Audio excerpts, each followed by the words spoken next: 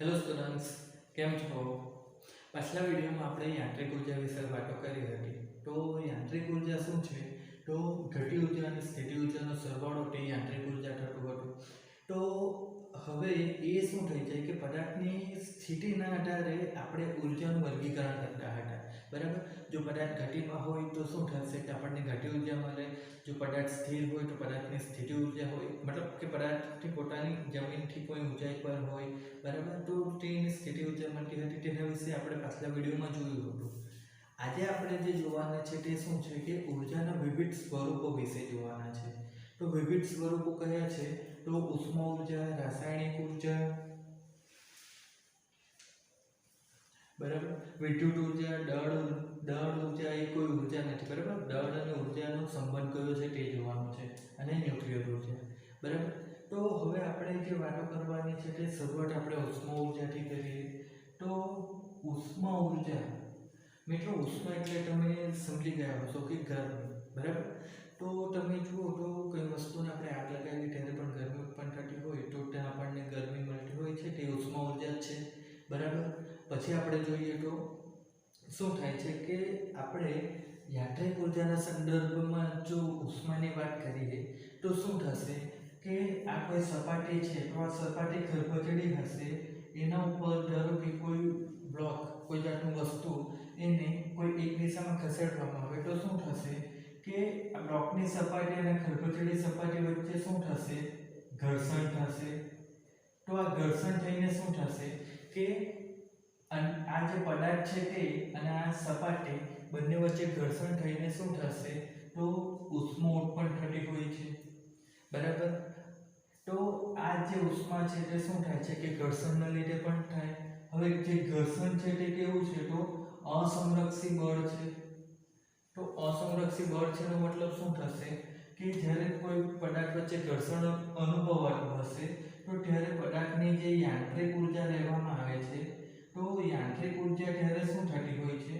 તો એ ઘટી ઉર્જા, સ્થિતિ ઉર્જા, આ બંનેનો સરવાળો બનીને નથી રહેતી, પરંતુ શું થશે? તો ઘટી ઉર્જા, સ્થિતિ ઉર્જા અને ઉષ્મા ઉર્જા, આ રીતે શું થતું હોય છે કે પદાર્થની યાંત્રિક ઉર્જા આપણને મળતી હોય છે. ક્યારે? જ્યારે અસંરક્ષી બળ હોય. બરાબર, તો ઘર્ષણ બળ કેવું છે? અસંરક્ષી બળ છે. મતલબ કે ઘર્ષણ બળ એ પદાર્થના વેગ પર પણ આધાર રાખતું હોય છે, ફક્ત શરૂઆત અને અંતિમ સ્થાન પર આધાર રાખતું નથી. તો યાંત્રિક ઉર્જા તે કિસ્સામાં શું થાય? ઘટી ઉર્જા, સ્થિતિ ઉર્જા અને ઉષ્મા ઉર્જા તરીકે થવાની છે.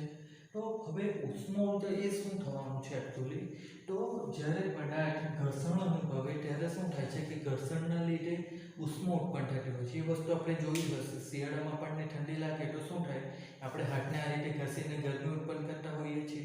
બરાબર, તો એ જે ઘર્ષણના લીધે ગરમી ઉત્પન્ન થાય છે તો ત્યારે એકચ્યુઅલી શું થાય છે કે માની લો કે આ પદાર્થ કોઈ પણ હશે તો તેના અણુ કે પરમાણુ હશે. બરાબર, તો જ્યારે ઘર્ષણ થશે ત્યારે શું થશે કે આ પદાર્થના જે અણુઓ હશે તે પોતાની જગ્યાથી શું થશે?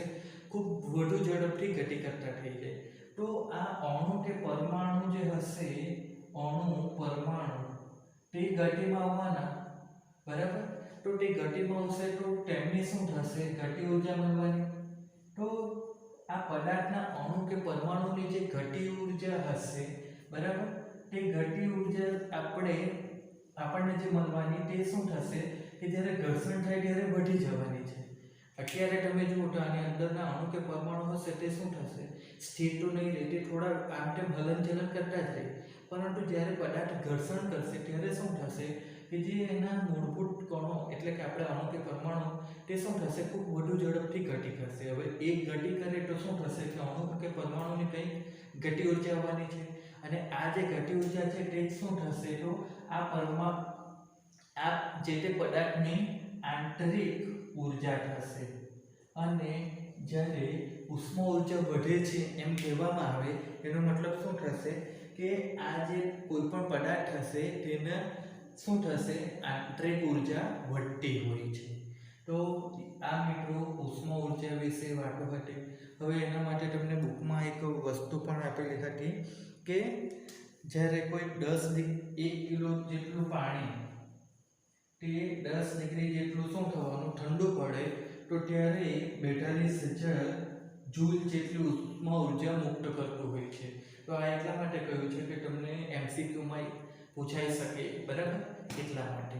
હવે તમે અહીંયા જુઓ તો શું થાય છે કે કોઈ પદાર્થ આ દિશામાં જઈ રહ્યો છે, બરાબર, તો ઘર્ષણ બળ તો શું થવાનું, વિરુદ્ધ દિશામાં લાગવાનું. આ દિશામાં લાગતું બળ તેને આપણે Fe કહીએ.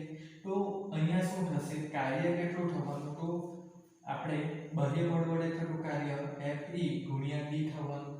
તો Wf એટલે કે ઘર્ષણ બળ વડે થતું કાર્ય તો તે શું થશે, માઈનસ F ઇન્ટુ D એ આપણને મળવાનું છે, બરાબર. તો શું થાય છે તે પણ જોઈ રાખવાનું કે કાર્ય કેટલું થતું હોય જ્યારે ઘર્ષણ અનુભવાતું હોય. તો બાહ્ય બળ જે લાગતું હોય તેની વિરુદ્ધ દિશામાં શું થવાનું છે, ઘર્ષણ બળ લાગતું હોય એટલે કાર્ય આપણને ઋણ મળતું હોય છે. તો આ હતું મિત્રો ઉષ્મા ઉર્જા વિશે. હવે આપણે જે વાતો કરવાની છે તે રાસાયણિક ઉર્જા વિશે વાતો કરવાની છે. તો રાસાયણિક ઉર્જા શું થવાનું છે, તો મિત્રો એ સીધું તમે સમજો એને તો શું થશે કે રાસાયણિક ઉર્જા એ કોઈ પણ પદાર્થના જે અણુઓ હશે એની પૂર્ણ ગોઠવણી થવાની છે, બરાબર. એટલે તમે જુઓ તો એક સીધું ઉદાહરણ આપણે લઈએ તો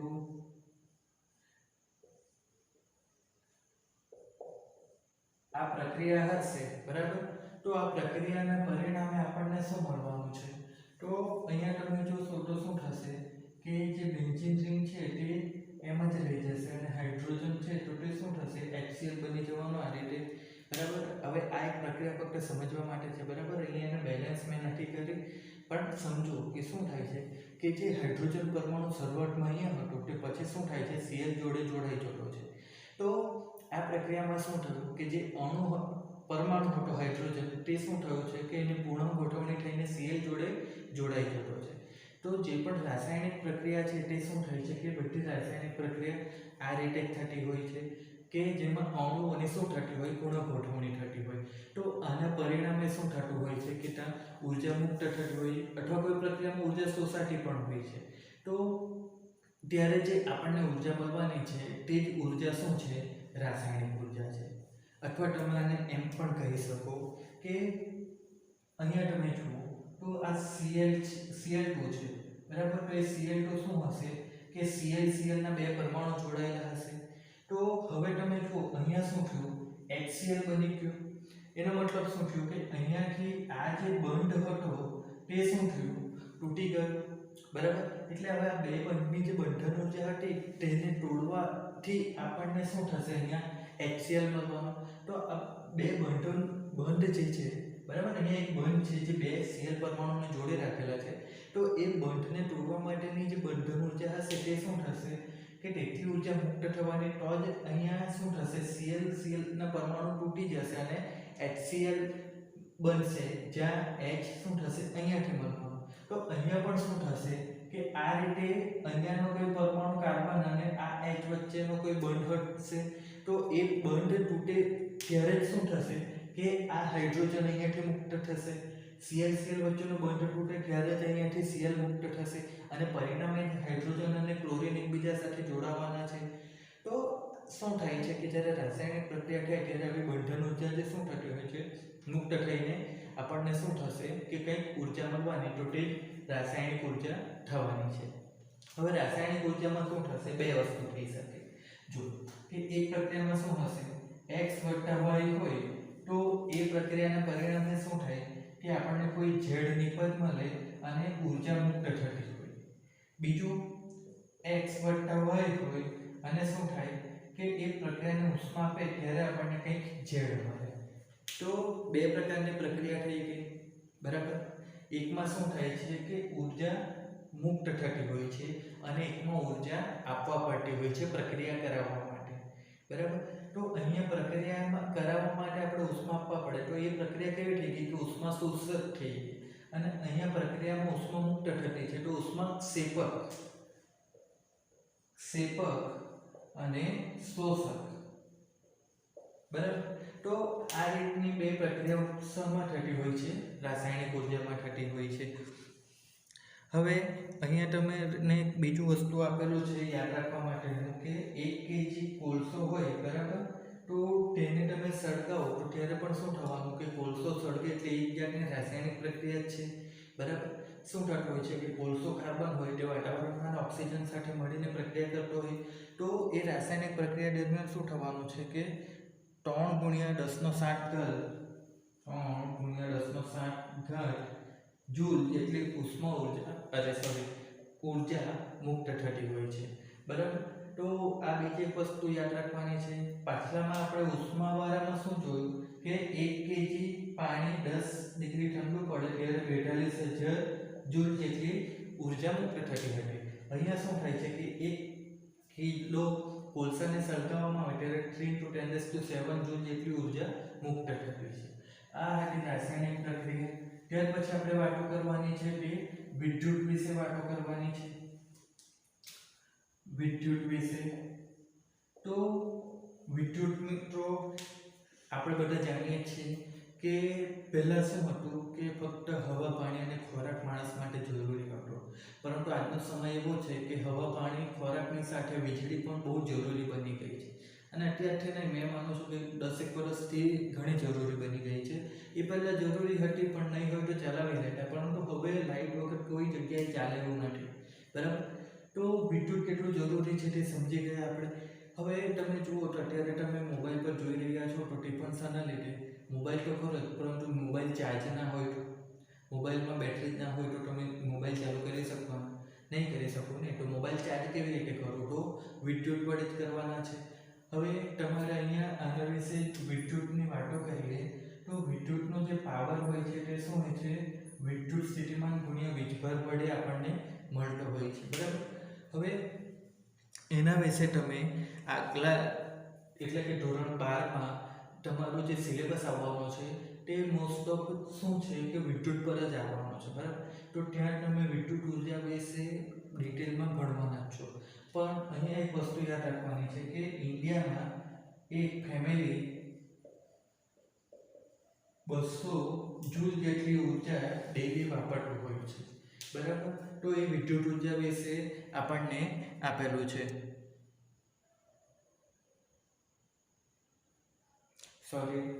પર સેકન્ડ છે. અહીંયા શું થાય છે કે 200 જૂલ જેટલી ઉર્જા વિદ્યુત ઉર્જા પર સેકન્ડ ઇન્ડિયન ફેમિલી વાપરતી છે. તમે વિચારો 1 સેકન્ડમાં 200 જૂલ જેટલી ઉર્જા કેટલી વાપરતા છે ઇન્ડિયન લોકો, અને તેની સામે આપણે વિદ્યુતનું ઉત્પાદન પણ એટલું થવું જોઈએ બરાબર. પણ એ થતું નહીં હોય તેના લીધે શું થાય કે અંતરિયાળ જે ગામડાઓ હોય તેમાં વિદ્યુત એટલે કે લાઇટ નહીં રહેતી હોય. આપણે સિટી એરિયામાં ભણતા હોય તો આપણને લાઇટ મળી રહેતી હોય છે બરાબર. પણ અંતરિયાળના તમે ગામમાં જાઓ તો ત્યાં લાઇટ એટલી નથી મળતી. તેનું કારણ શું છે કે જેટલી ઉર્જાની જરૂર છે તેટલું ઉત્પાદન થઈ શકતું નથી. આના વિશે તમે મિત્રો ધોરણ 12માં પૂરેપૂરું ડિટેલમાં ભણવાના છો. અત્યારે આના વિશે તમને કશું આવવાનું પણ નથી. પછી છે દળ અને ઉર્જા. આ બહુ જરૂરી છે મિત્રો. એ તમે ધોરણ 12માં પણ ભણવાના છો, પરંતુ અત્યારે પણ એટલું તમારે સમજવા માટે જરૂરી છે. દળ અને ઉર્જા છે એ શું કહે છે કે મિત્રો પહેલાં શું હતું કે દળ અને ઉર્જા એ બંને કેવા હતા? અલગ માનવામાં આવતા હતા. પણ પછી શું થયું કે આઇન્સ્ટાઈને રિલેટિવિટી થિયરી આપી, અને તે રિલેટિવિટી થિયરીમાં શું કહ્યું કે E = Δmc². આ એક સૂત્ર આપ્યું આઇન્સ્ટાઈને. આ સૂત્ર શું કહે છે કે E એટલે શું છે? ઉર્જા. ડેલ્ટા m એ શું છે? તો દળનો ફેરફાર છે. અને c એ શું છે? તો પ્રકાશનો વેગ છે બરાબર. અને તેનો c² એટલે પ્રકાશના વેગનો વર્ગ છે. તો આ એક સૂત્ર આપ્યું તે શું બતાવે છે? તો ઉર્જાનું દળમાં અને દળનું ઉર્જામાં રૂપાંતર કેવી રીતે થઈ શકે. તમે જુઓ તો આના પરથી ન્યુક્લિયર પ્રક્રિયાઓ જે આવવાની છે બરાબર. જે ચોથું છે ન્યુક્લિયર ઉર્જા. તો તે ન્યુક્લિયર ઉર્જામાં આપણને ખબર પડશે કે આ દળ શક્તિ શું છે બરાબર, અને દળનું ઉર્જામાં કે ઉર્જાનું દળમાં રૂપાંતર શું છે બરાબર. પણ એક વસ્તુ સમજો કે પહેલાં શું માનવામાં આવતું હતું કે ઉર્જા જે છે તે અલગ જ છે. પણ આઇન્સ્ટાઈને શું સાબિત કરી આપ્યું કે જો જે દળ હોય છે તે દળનું આપણે ઉર્જામાં રૂપાંતર કરી શકીએ છીએ અને એ થતું જ હતું. મિત્રો ફિઝિક્સ શું છે સમજો. ફિઝિક્સ એ છે કે જે નેચરલી બધી ઘટનાઓ થતી હોય છે એ તો ક્યારની થતી જ હોય છે, બરાબર. તમે સમજો કે 1600ની સદીમાં જ્યારે ન્યૂટને ગુરુત્વાકર્ષણના નિયમો શોધ્યા અને દુનિયાને આપ્યા, બરાબર. પણ શું એ પહેલાં ગુરુત્વાકર્ષણ હતું જ નહીં? એ તો હતું જ ને. એવું થોડું છે કે ન્યૂટને શોધ્યા એ પહેલાં આપણે કોઈ વસ્તુ ઉપર લાગતા તો ઉપર જ જતી રહેતી, નીચે આવતી જ ને. ગુરુત્વાકર્ષણ તો ત્યારે પણ હતું જ ને. પણ જે ફિઝિસિસ્ટ હોય છે તે શું કરે છે કે જે પણ ઘટના થતી હોય તે સામાન્ય લોકોને સમજી શકે તે ભાષામાં બતાવે છે અને જાણકારી આપે છે કે આવી પણ કંઈ વસ્તુ થતી છે. તો એ જ વસ્તુ અહીંયા પણ છે કે શું છે કે ન્યુક્લિયર પ્રક્રિયાઓ પણ પહેલાં તો થતી જ હતી, બરાબર. પણ શું થાય કે એ ન્યુક્લિયર પ્રક્રિયામાંથી ઉર્જા મળતી હતી, પણ એ ઉર્જા કેવી રીતે મળતી એ વસ્તુ ખબર નહીં હતી. અને તે વસ્તુ શું થાય કે આઇન્સ્ટાઈનનું જે સૂત્ર મળ્યું રિલેટિવિટી થિયરી પરથી E=Δmc², તેના પરથી ખબર પડી કે ન્યુક્લિયર પ્રક્રિયાઓમાં શું થાય છે કે પ્રક્રિયાનું જે દળ હોય એના કરતાં નિપજનું દળ ઓછું હોય અને તેના લીધે શું થાય કે દળમાં ક્ષતિ આવે અને તે ક્ષતિનું શું થાય કે જે દળ ક્ષતિ હોય તેનું ઉર્જામાં રૂપાંતર થતું હોય છે. તો એ સમજવાનું શું છે કે જે પણ ઘટનાઓ થતી હોય એ તો બધી થતી જ હોય છે, પરંતુ આપણને એની જાણકારી ક્યારે મળે જ્યારે કોઈ સાયન્ટિસ્ટ એનું સૂત્ર કે આપણને એના વિશેના નિયમો બતાવે. તો ન્યુક્લિયર ઉર્જાની જે વાતો છે તેમાં પણ શું છે, ન્યુક્લિયર ઉર્જા આપણને કેવી રીતે મળે. તો જે હાઇડ્રોજન પરમાણુ હોય છે તો H2 આવા બે પરમાણુઓ થઈને શું મળે તો હિલિયમ બની જતા હોય છે, બરાબર. તો આ પ્રક્રિયા શું થવાનું છે કે ન્યુક્લિયર સંલયન પ્રક્રિયા કહેવાય છે. બે નાના પરમાણુઓ ભેગા મળીને એક મોટો પરમાણુ બનાવે છે. હાઇડ્રોજન મળીને હિલિયમ બનાવતા છે, બરાબર. તો અહીંયા શું થશે કે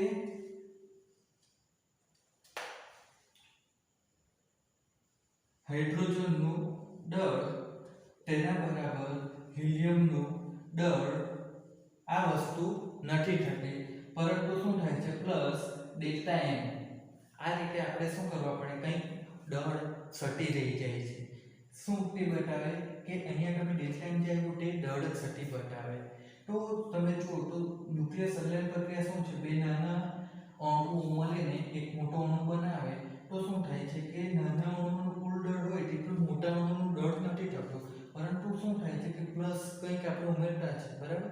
તો આ નહીં ઉમેરીએ તો બંનેનું સરખું થઈ ગયું, પરંતુ એવું નથી. તો આ શું છે Δm એ શું છે દળ સટી છે. તો એ દળ સટી જે છે Δm તેને શું કરવામાં આવે c² વડે ગુણવામાં આવે તો એ કંઈક ઉર્જા બને છે.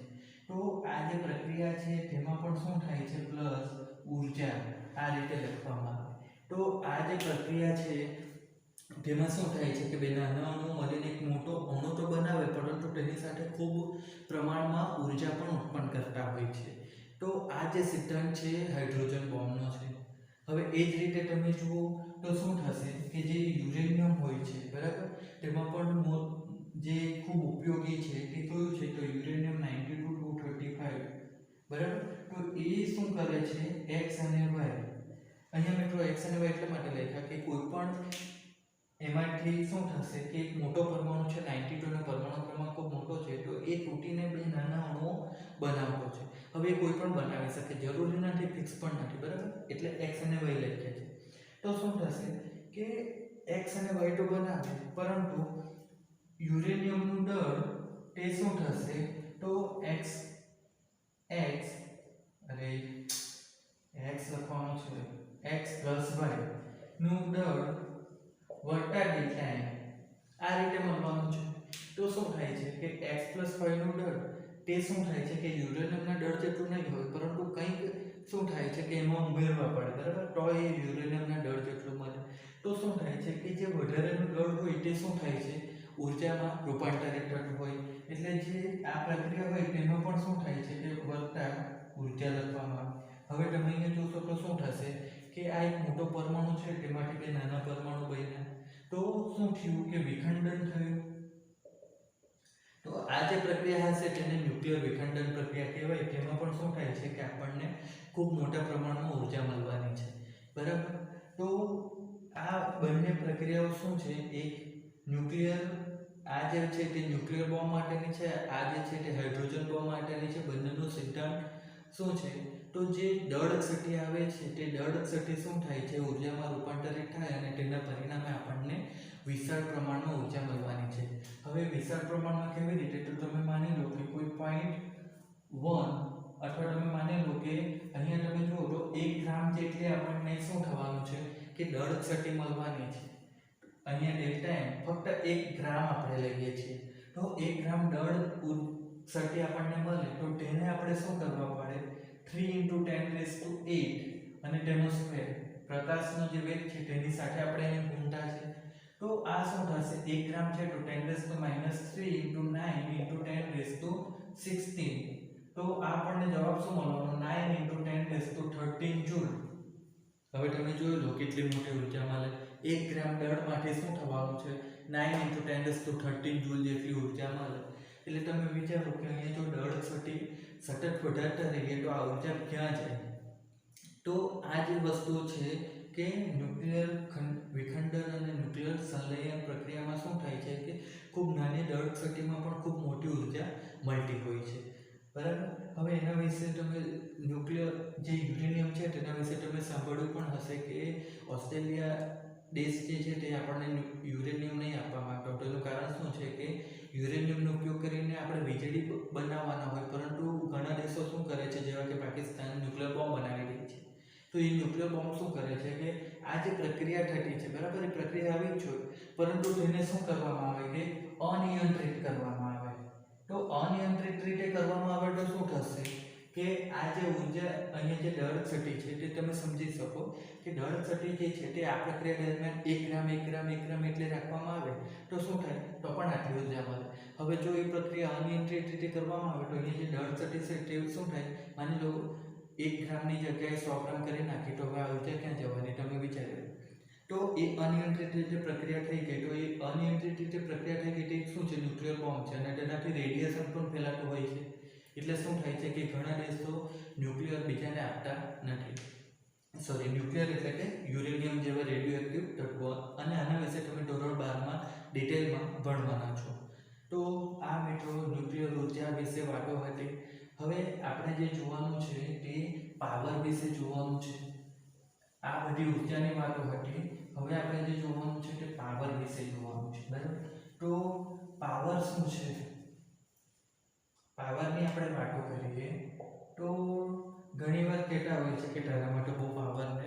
તો એવું તમે ક્યારે કહેતો હો, તો કોઈ કામ આપવામાં આવે તે કામ બીજા બધાનું બાકી થઈ જાય અને કોઈ એકનું થઈ જાય ત્યારે કહેવામાં આવે કે તારા માટે બહુ પાવર છે, બરાબર. અથવા તમે જુઓ તો કોઈ આપણે શું થાય છે કે કાર્ય કરવાની જે ક્ષમતા હોય છે, બરાબર, તો તે બધા લોકો કાર્ય તો કરી શકતા હોય, પરંતુ એકમ સમયમાં જે લોકો વધુ કાર્ય કરી શકતા હોય તેને આપણે શું કહેતા હોય, પાવરફુલ કહેતા હોય. તો તે પાવરની જેની વાતો કરવાની છે. તો પાવર શું થવાનું છે કે એકમ સમયમાં થતું કાર્ય, તેને શું કહેવામાં આવે છે, પાવર કહેવામાં આવે છે, બરાબર. હવે તમે એને જોશો તો પાવરને આપણે P વડે લખીએ તો સરેરાશ પાવરની વાતો કરીએ તો શું થાય કે કાર્ય ભાગ્યા સમય. પરંતુ જો આપણે લિમિટ ડેલ્ટા t → 0 લેશું તો શું થશે, તો આપણને પાવર કેવો મળશે, dw/dt. આ રીતે આપણને પાવર મળવાનો છે, બરાબર. તો હવે આ જે પાવર છે, બરાબર, એમાં તમે જુઓ તો w જે છે તે શું છે, તો અહીંયા આપણે w જે છે તેના બરાબર શું લખી શકીએ, તો બળ ગુણ્યા સ્થાનાંતર લખી શકીએ. હવે અહીંયા d ની જગ્યાએ r લખેલું છે, તો d/dt. તો એમાં તમે જો બળ અચળ હોય તો આ dr/dt થશે. તો તમે જુઓ તો f સ્થાનાંતર હોય છે ને, તો f ને આપણે સેટ પર લઈએ, સ્થાનાંતર ભાગ્યા આપણે સમય કરીએ તો તે આપણને વેગ મળે. બળ ભાગ્યા બળનું આપણે વિકલન એવું કઈ રાશિ આપણે જોઈ નથી, પરંતુ સ્થાનાંતરનું વિકલન થાય તો આપણને વેગ મળે. તો પાવર જે છે તે શું છે, બળ ગુણ્યા વેગ છે. તો હવે તમે જુઓ પાવરનો એકમ શું બનવાનો, તો અહીંયાથી તમે જુઓ તો આ શું છે કાર્ય એટલે જૂલ અને આ શું છે સમય એટલે જૂલ પર સેકન્ડ અથવા તમે અહીં બીજું જુઓ તો ન્યૂટન મીટર પર સેકન્ડ આ રીતે પણ આપણે લખી શકીએ બરાબર તો આ શું થઈ ગયું કે પાવરના અલગ અલગ એકમો થઈ ગયા હવે આપણે અહીંયા એક વસ્તુ જે જોવાની છે તે શું છે કે અત્યારે તો પાવરના જૂલ પર સેકન્ડ ને એવા એકમ પણ પહેલાના જમાનામાં શું થતું હતું કે હોર્સ પાવર બરાબર તમે હજુ પણ સાંભળતા હશો કે જે મોટર આવે છે ઘરમાં બરાબર તો તેની જે પાવર હોય તે શું હોય છે કે હોર્સ પાવર તો હોર્સ પાવરને શોર્ટમાં એચપી વડે બતાવવામાં આવે તો એનો મતલબ તમે સાંભળ્યું હશે અડધાની મોટર એકની મોટર તો એ શું હોય છે કે એક હોર્સ પાવર અડધો હોર્સ પાવર તો હવે આ હોર્સ પાવર શું છે તો એક હોર્સ પાવર જે છે તેના બરાબર શું થાય છે તો 746 જૂલ આટલું સોરી વોટ 746 વોટ થતું હોય છે તો હવે આ વોટ એટલે શું થઈ ગયું તો કન્ફ્યુઝ નહીં થવો જૂલ પર સેકન્ડ છે તેને શું કહેવામાં આવે છે વોટ બરાબર તો એ વોટ શું છે એક સાયન્ટિસ્ટનું નામ છે તો બરાબર આપણે જે પણ યુનિટ તમે જુઓ સેકન્ડ મીટર અને શું હતું બીજું કિલોગ્રામ એવા જે યુનિટ છે તે સિવાયના બધા જે યુનિટ આવવાના છે એ બધા સાયન્ટિસ્ટના નામ પરથી જ આપેલા છે તો અહીંયા તમે જુઓ તો શું છે કે એક હોર્સ પાવર હોય તે 776 શું છે વોટ છે હવે આપણા ઘરમાં અથવા તમે પહેલા એક વસ્તુ જુઓ કે P ઇક્વલ ટુ શું થવાનું W/T થાય તો W ઇક્વલ ટુ શું થશે P ઇન્ટુ T થવાનું હવે તમે અહીં જુઓ તો P એટલે વોટ છે હવે તમે વોટ છે તો W કાર્ય માટે પણ આપણે લખીએ છીએ અને વોટ માટે W આવે છે તો કન્ફ્યુઝ નહીં થતા તો પાવરનો એકમ શું છે વોટ હવે આપણે એને કિલો વોટ લઈએ અને સમયનો એકમ આપણે શું લેશું કલાક અને એ શું લખાય છે કિલો વોટ આવર તો આ કિલો વોટ આવર એ શું થવાનું છે તો એ તમે જુઓ તો આ W માટે થવાનું છે તો એ એકચ્યુઅલી કાર્યનો એકમ થાય છે બરાબર તો આ કિલોવોટ આવર જે છે તે શું થવાનું છે કે તેને એક યુનિટ પણ કહેવામાં આવે છે હવે આ યુનિટ અને કિલોવોટ આવર એ શું છે તો તમે જ્યારે ઘરે લાઇટ બિલ આવે ત્યારે શું થાય છે કે તમે સાંભળ્યું હશે કે આટલા યુનિટ વપરાય આ યુનિટ એટલે કોઈ સામાન્ય યુનિટ નહીં હોય તે શું હોય છે કિલોવોટ આવર કિલોવોટ આવર શું છે તો 1000 વોટથી 1 કલાકમાં થતું કાર્ય બરાબર એટલે ઘરમાં જે યુનિટ આપણું લાઇટ બિલ આવે તેમાં જે યુનિટ લખેલા હોય તે કોઈ પાવર માટે નથી લખેલા હોતા તે શું બતાવે છે તો 1000 વોટથી 1 કલાકમાં જેટલું કાર્ય થતું હોય ને તે કાર્યનો એકમ છે યુનિટ